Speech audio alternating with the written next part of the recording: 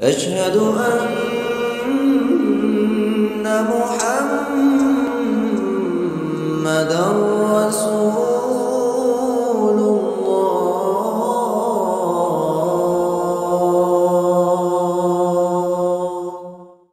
بسم اللہ الرحمن الرحیم۔ حضرت عثمان بن عفان رضی اللہ تعالی عنہ نے فرمایا، بیکار ہے وہ عالم جس سے علم کی بات نہ پوچھی جائے، وہ مال جو کار خیر میں خرچ نہ کیا جائے، وہ علم جس پر عمل نہ کیا جائے، وہ اچھی رائے جس کو قبول نہ کیا جائے، وہ زاہد جو دنیا کی خواہش دل میں رکھے، اور وہ لمبی عمر جس میں آخرت کا توشہ نہ لیا جائے۔ بعض اوقات جرم معاف کرنا مجرم کو زیادہ خطرناک بنا دیتا ہے۔ دنیا ہر وہ کام ہے جس سے آخرت مقصود نہ ہو۔ زبان کی لغزش پاؤں کی لغزش سے زیادہ خطرناک ہے۔ اگر تو گناہ پر آمادہ ہے تو کوئی ایسا مقام تلاش کر جہاں اللہ تعالی نہ ہو۔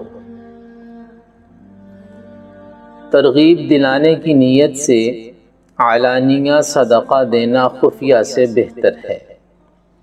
امراء کی تعریف کرنے سے بچ کہ ظالم کی تعریف سے غضب الہی نازل ہوتا ہے۔ تلوار کا زخم جسم پر ہوتا ہے اور بری گفتار کا روح پر۔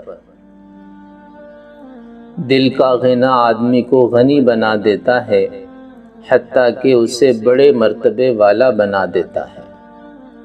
اگر تمہیں کوئی مشکل پیش آئے تو تم اس پر صبر کرو، کیونکہ ہر مشکل کے بعد آسانی ضرور آتی ہے۔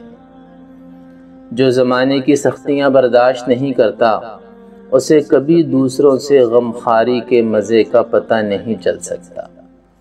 زمانے کے حوادث پر ہی اللہ تعالی نے سب کچھ دینے کا وعدہ کیا ہے۔ یقین رکھو کہ جس کے ساتھ اللہ ہوگا وہ کسی چیز سے نہیں ڈرے گا، اور اللہ تعالی جس کے خلاف ہوگا وہ اللہ کے علاوہ اور کسی سے مدد کی کیا امید کر سکتا ہے۔